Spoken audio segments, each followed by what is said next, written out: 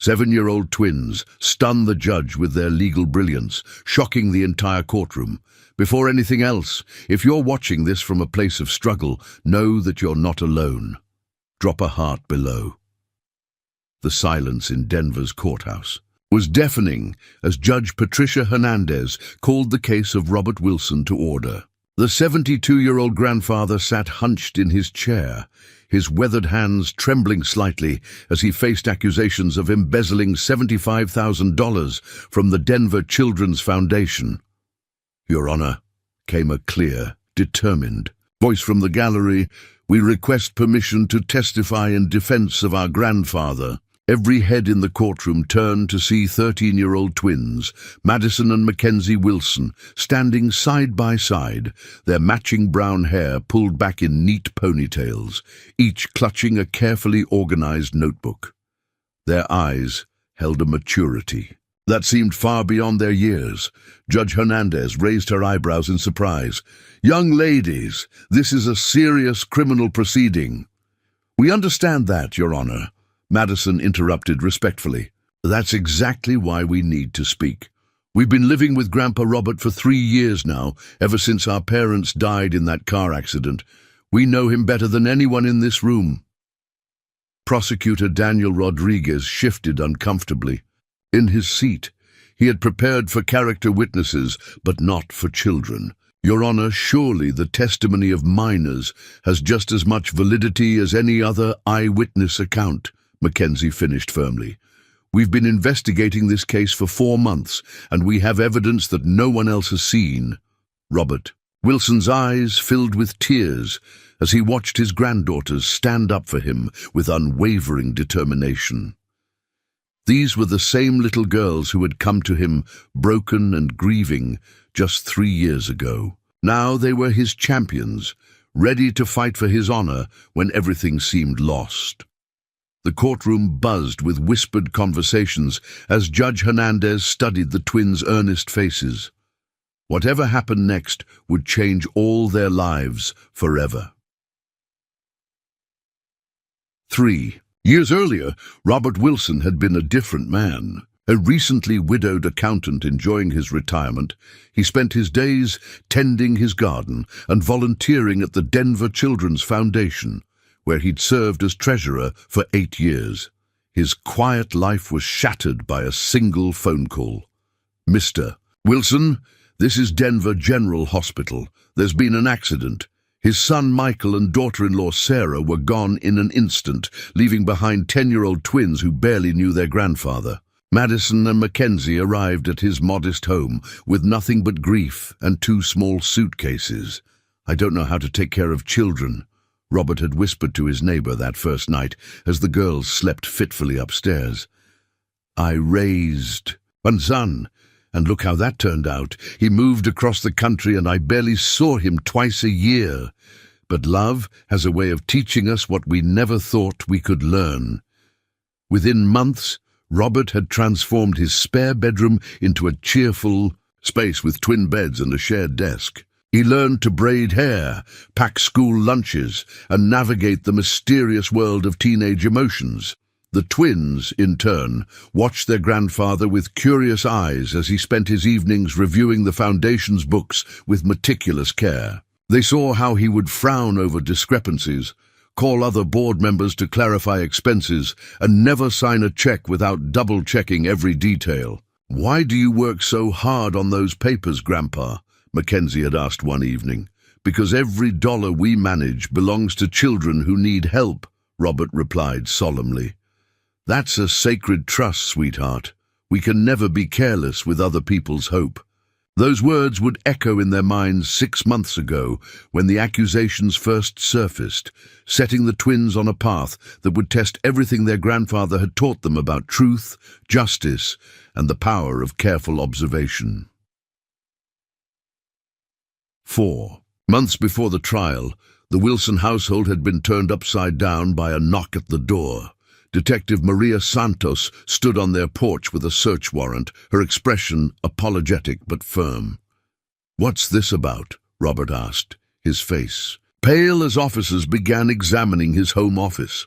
Allegations of embezzlement from the Denver Children's Foundation, sir. We need to examine your financial records. The twins watched from the staircase as their grandfather's world crumbled.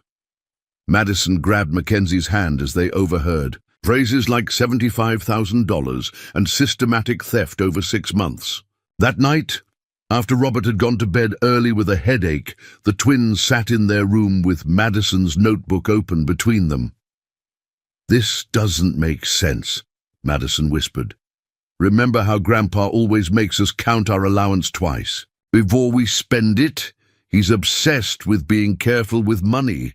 Mackenzie nodded thoughtfully.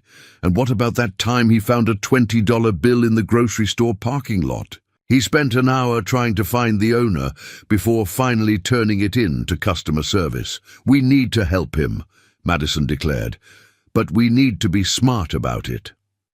The next day at school, they approached their favorite teacher, Mrs. Sarah Coleman, who had known their family since they started attending Jefferson Middle School.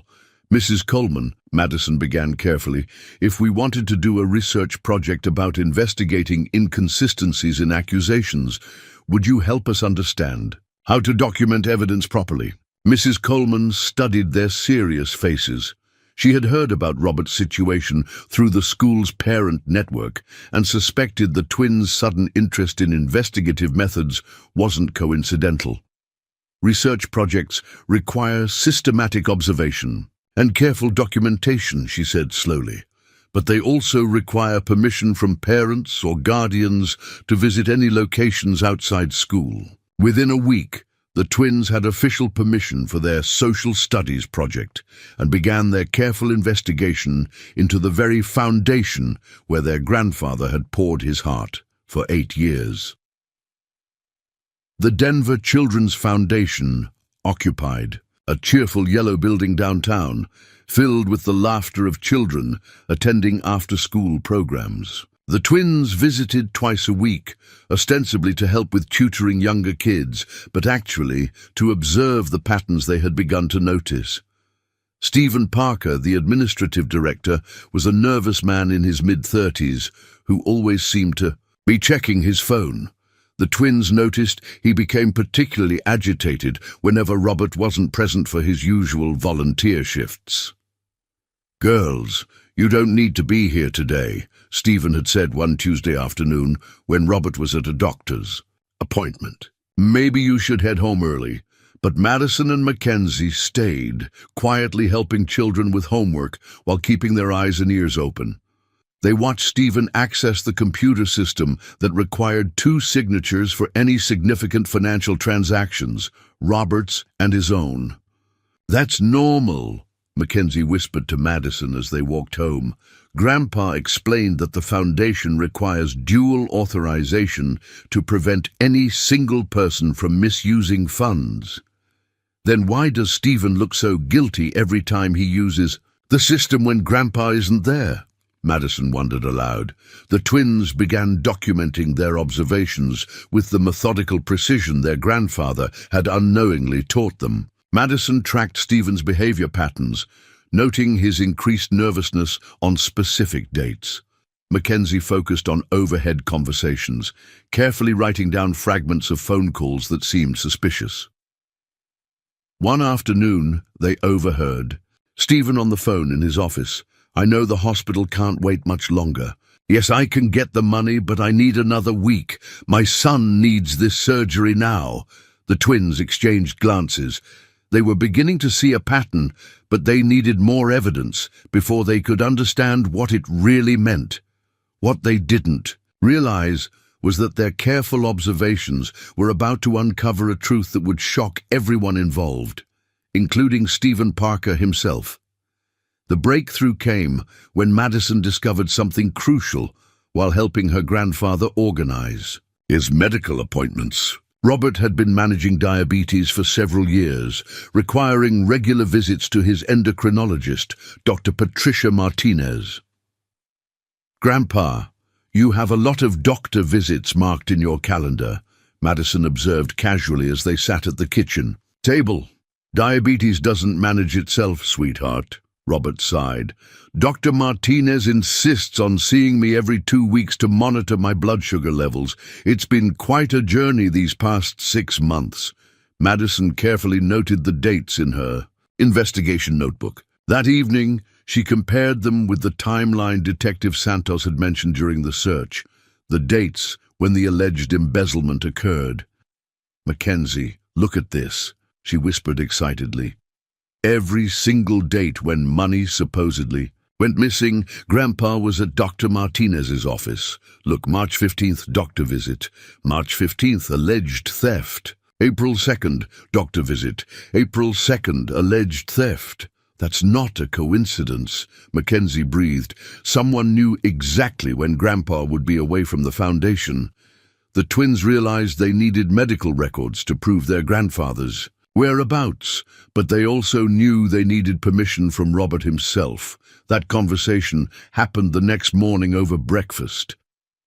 "Grandpa," Madison began carefully, "we think someone at the foundation has been using your scheduled absences to do things you're being blamed for." Robert's coffee cup paused halfway to his lips. "What do you mean?" "We've been watching and listening," Mackenzie explained. "Stephen Parker always acts strange when you're not there, and we overheard him talking about needing money for his son's surgery." Robert's face grew thoughtful. "Stephen's little boy has been having heart problems. The surgery is expensive, and I know his insurance denied coverage for the experimental procedure. We need your medical records to prove where you were on those days," Madison said firmly. "Will you help us get them?" For the first time in months, Robert Wilson smiled with genuine hope. His granddaughters were fighting for him with the same careful attention to detail he had taught them through years of patient example. "Let's call Dr. Martinez right now," he said, reaching for the phone. "It's time to prove the truth." Dr. Patricia Martinez had been Robert Wilson's physician for over 5 years, and she remembered him as one of her most conscientious patients.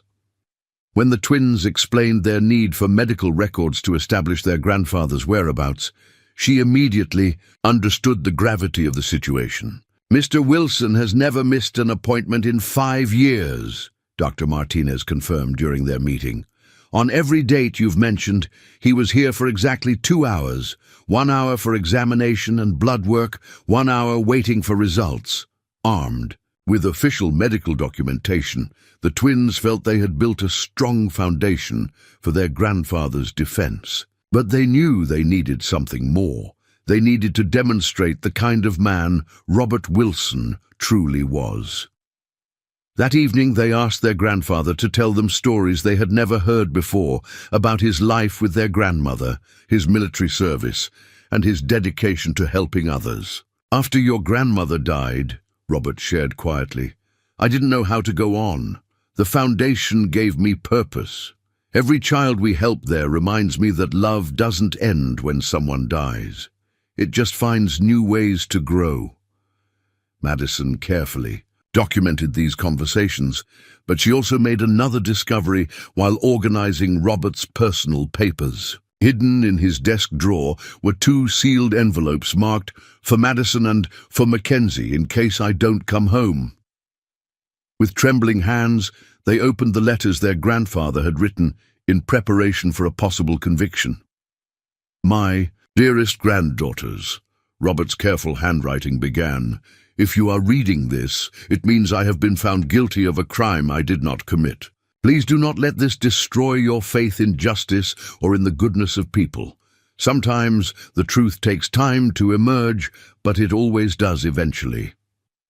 The letters continued with memories of their parents, advice for their futures, and expressions of pride in the young women they were becoming. Most importantly, Robert had written detailed instructions for their continued education and care, including the revelation that he had secretly sold his father's vintage watch, his most treasured possession, to ensure they would have college funds regardless of what happened to him.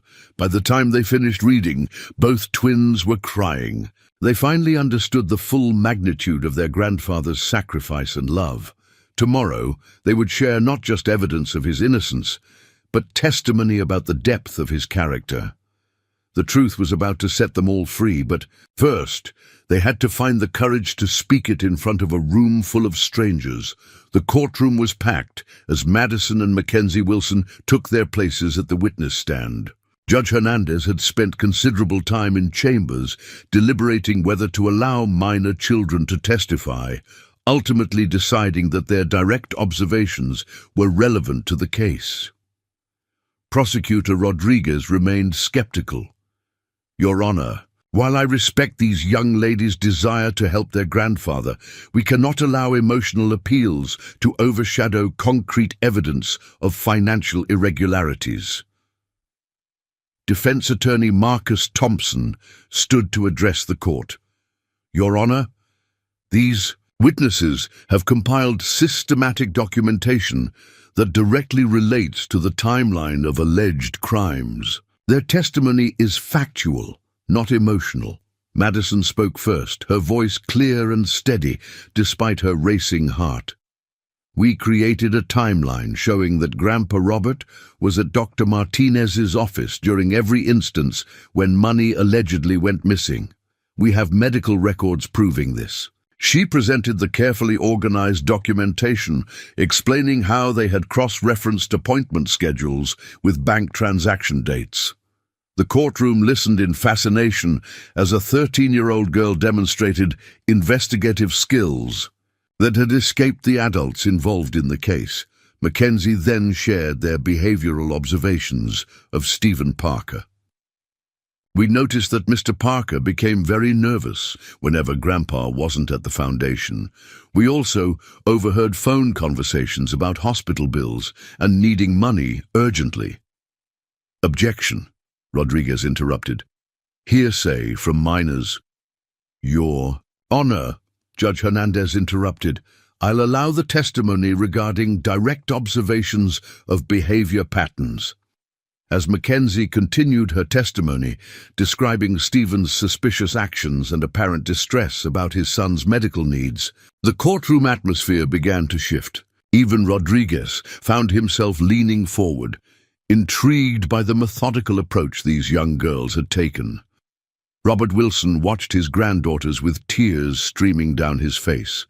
These were the same little girls who had arrived at his doorstep 3 years ago, broken and lost. Now they stood before a court of law, fighting for his honor with courage and intelligence that took his breath away. But the most dramatic moment was yet to come. In the gallery, Stephen Parker had been listening to every word, his face growing paler with each revelation. Finally, as the weight of watching an innocent man suffer became unbearable, he stood up abruptly. "Your Honor," Stephen's voice cracked, "I need to confess something." Stephen Parker's words sent shockwaves through the courtroom. Judge Hernandez immediately called for order as the gallery erupted in whispered conversations and gasps of surprise. "Mr. Parker," the judge said sternly, "you are not currently under oath, and I must advise you that anything you say can be used against you in legal proceedings." "I understand, Your Honor," Stephen replied, his voice shaking. "But I can't sit here and watch Mr. Wilson be destroyed for something he didn't do. Those girls are right about everything." Stephen's confession unfolded like pieces of a tragic puzzle finally falling into place. His 2-year-old son, Marcus, had been born with a rare congenital heart defect requiring experimental surgery that cost exactly $75,000. When their insurance company denied coverage, calling the procedure investigational, Stephen and his wife faced an impossible choice: watch their child die or find the money somehow. "I knew Robert's medical schedule," Stephen admitted, his voice barely above a whisper. "As administrative director, I had legitimate co-signing authority for emergency situations. I told myself I was borrowing the money, that I would replace it when we sold our house." The twins listened with a mixture of vindication and heartbreak. They had been right about Stephen's behavior, but they hadn't fully understood the desperate circumstances driving it. The Foundation's emergency protocol allows the administrative director to authorize transactions when the treasurer is unavailable, Stephen continued. It's designed for genuine emergencies, natural disasters, urgent repairs. I perverted it. To steal from the children we were supposed to protect. Judge Hernandez maintained her stern expression. Mr. Parker, do you understand that you are essentially confessing to embezzlement in open court? Yes, Your Honor, and I have the full $75,000 ready for immediate restitution, plus interest. We sold our house 3 weeks ago. Robert Wilson stood slowly, his legs unsteady from months of stress and worry. Stephen, he said quietly, why didn't you come to me? We could have worked something out. The Foundation has emergency assistance programs for employees' families. Stephen's tears came freely now. I was too proud, too ashamed. And then, when the investigation started pointing at you, I was too scared to come forward.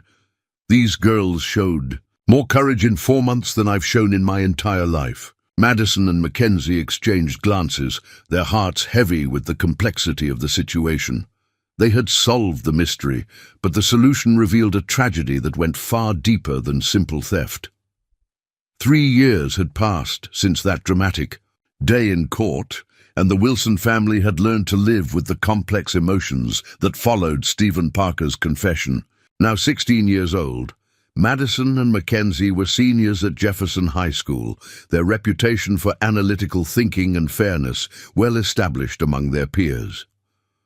Robert, now 75, had been completely exonerated and returned to his volunteer work at the Denver Children's Foundation with renewed purpose. The experience had taught him valuable lessons about recognizing signs of employee distress, and he had helped implement new support systems for staff facing personal crises.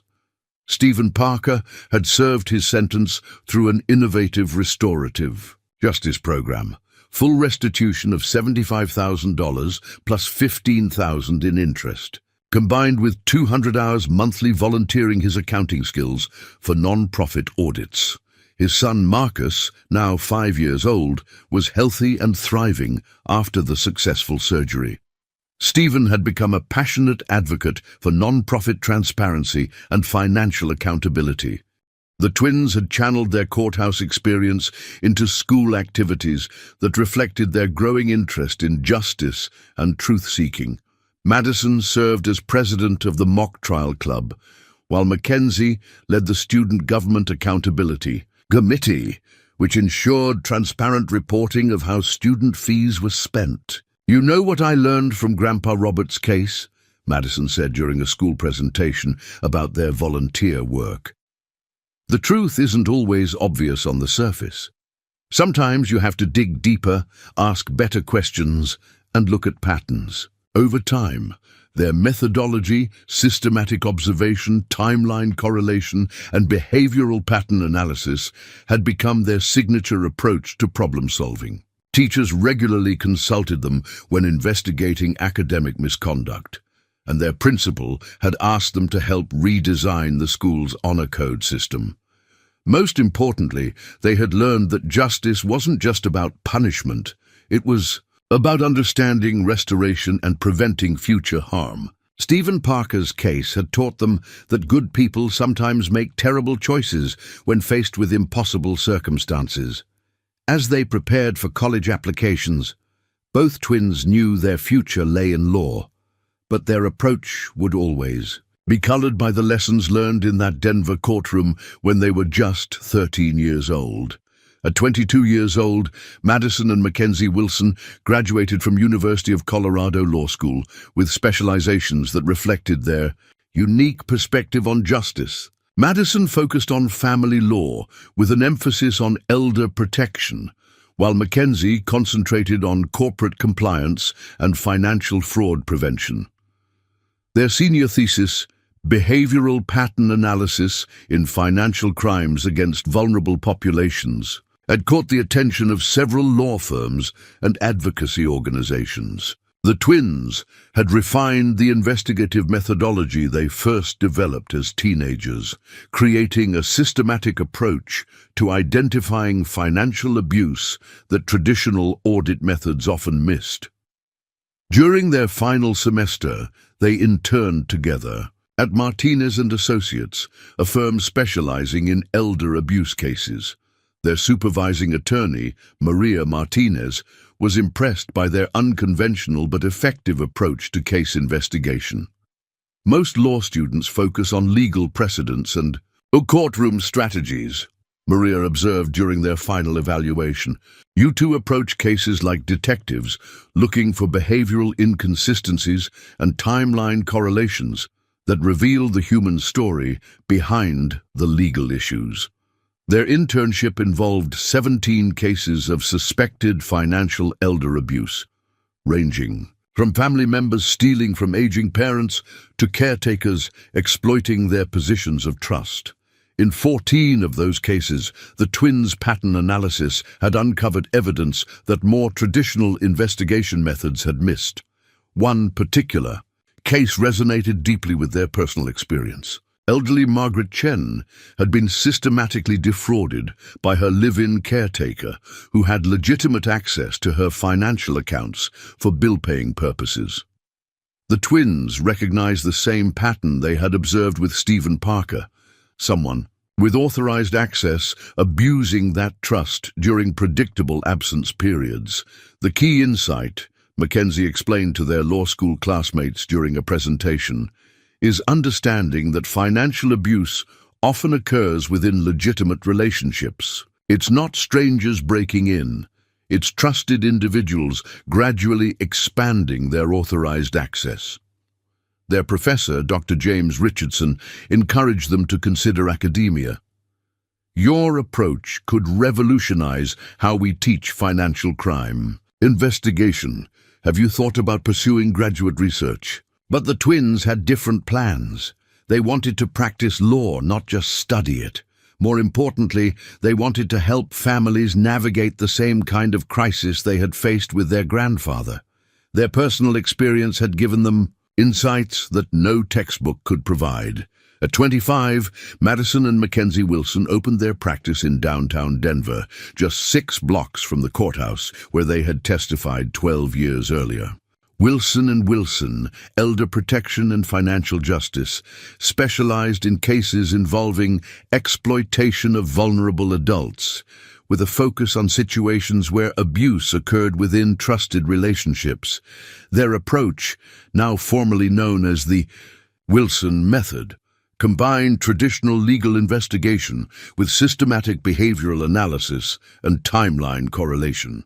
They had developed standardized protocols for documenting suspicious patterns, cross-referencing medical schedules with financial transactions, and identifying the psychological profiles of individuals who abuse positions of trust.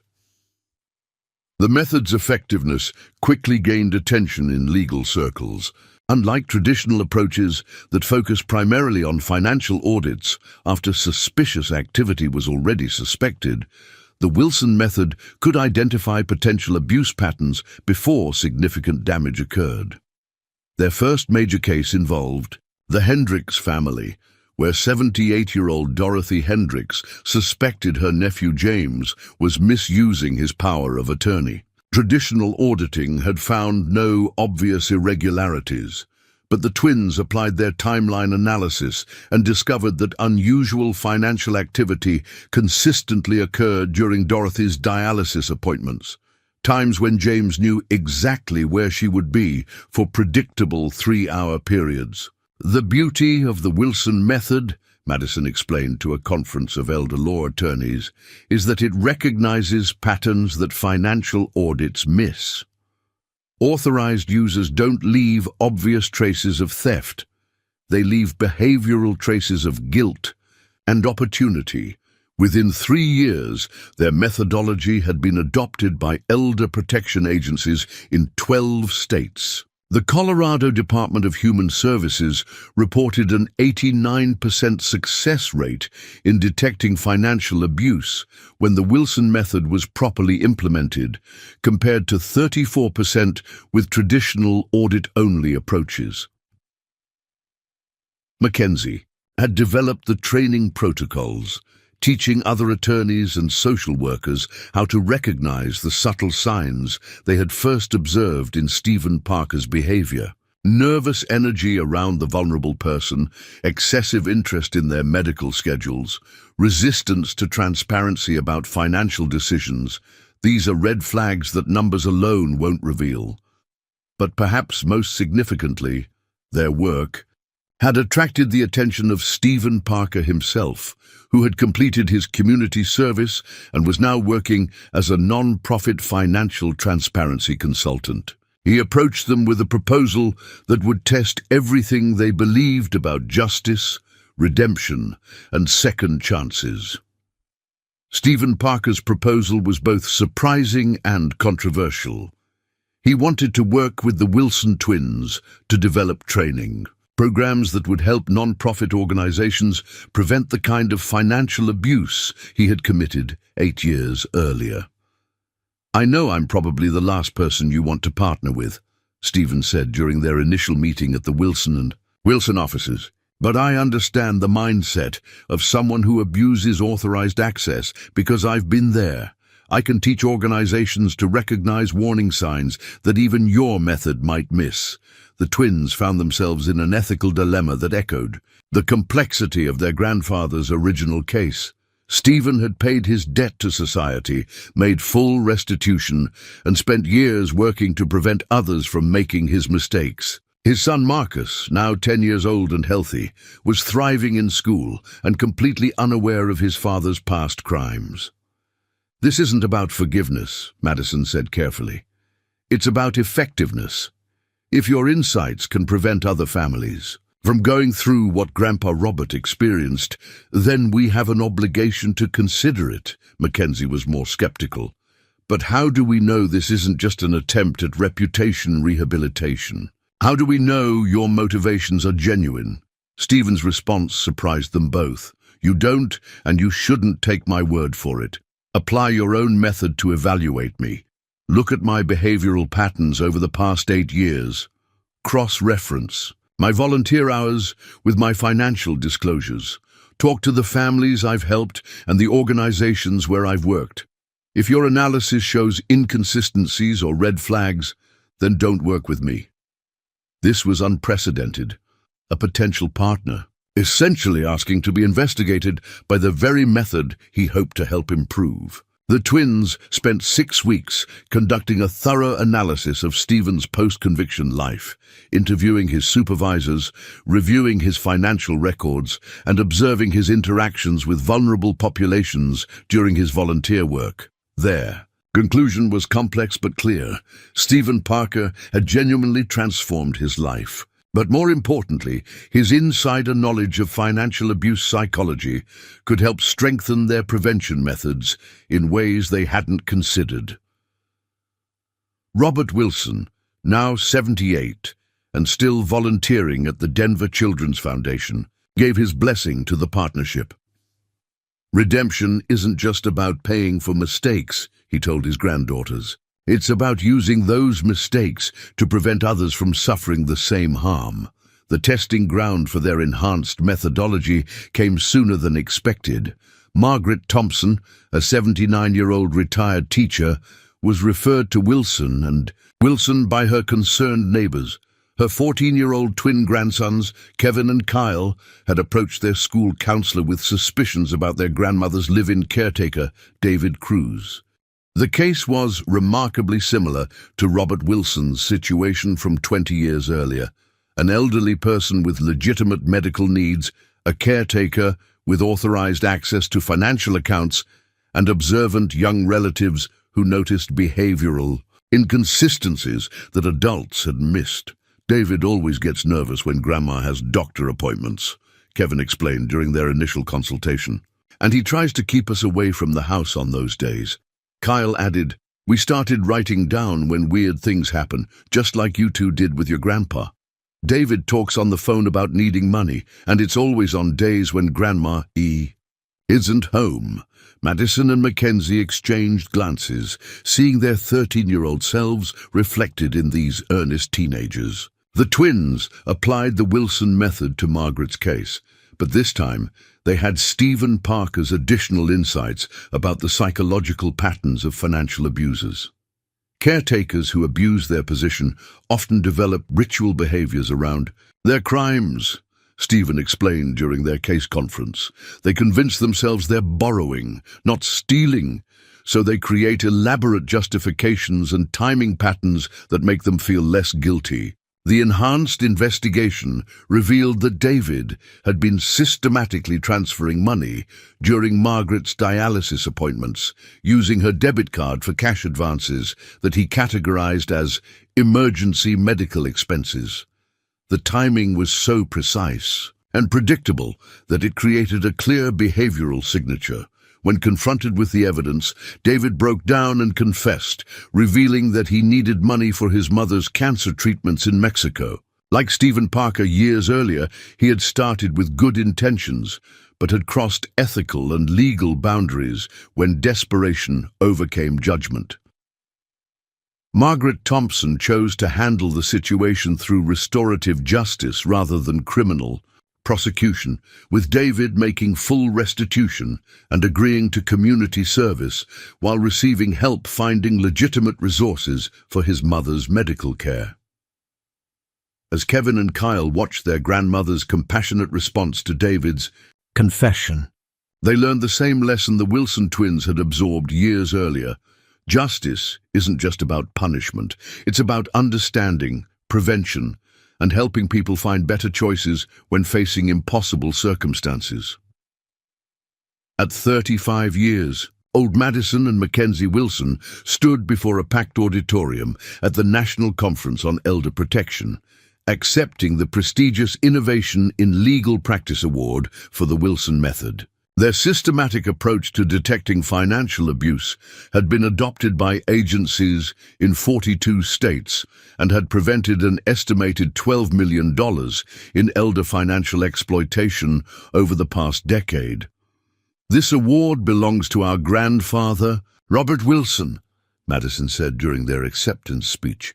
"He taught us that protecting vulnerable people isn't just a professional obligation. It's a sacred trust that requires both systematic vigilance and genuine compassion." The statistics were impressive. Organizations using the Wilson method detected 89% of financial abuse cases within the first 3 months, compared to 34% detection rates using traditional audit-only approaches. More importantly, early detection meant smaller financial losses and less psychological trauma for victims. Stephen Parker, now a respected consultant who had trained over 1,500 nonprofit staff members in financial transparency protocols, watched from the audience with quiet satisfaction. His partnership with the Wilson twins had evolved into something none of them could have predicted: a comprehensive prevention system that addressed both the technical and psychological aspects of financial abuse. "The most significant thing we've learned," Mackenzie told the audience, "is that financial abuse rarely happens in isolation. It's usually connected to personal crises, mental health struggles, or systemic failures in support systems. Prevention requires addressing those root causes, not just implementing better security measures." In the audience, Robert Wilson sat in his wheelchair, now 88 years old, and managing the early stages of vascular dementia related to his long-term diabetes. His granddaughters had become his full-time caregivers, applying the same protective protocols they had developed professionally to ensure his safety and dignity. The irony wasn't lost on them. The same systematic observation skills they had developed as 13-year-olds to protect their grandfather were now being used to care for him in his declining years. Their professional success had grown directly from their personal experience, creating a legacy that would outlast all of them. But perhaps the most meaningful recognition came not from professional awards, but from families like the Hendricks, the Thompsons, and dozens of others who had been protected from financial exploitation because two teenage girls had refused to accept their grandfather's guilt without investigating the truth for themselves. Once, a quiet Tuesday morning in March, Robert Wilson passed away peacefully in his sleep at the age of 88, 16 years after that dramatic day in the Denver courthouse. His granddaughters, now 38 years old, sat beside his bed holding his hands as he took his final breath, their hearts full of gratitude for the man who had shaped their lives with patience, integrity, and unconditional love. The funeral. Service at St. Matthew's Episcopal Church was standing room only. Representatives from 127 families who had been protected by the Wilson method came to pay their respects, along with colleagues from law enforcement, social services, and legal advocacy organizations across the country. Stephen Parker spoke at the service, his voice steady but emotional.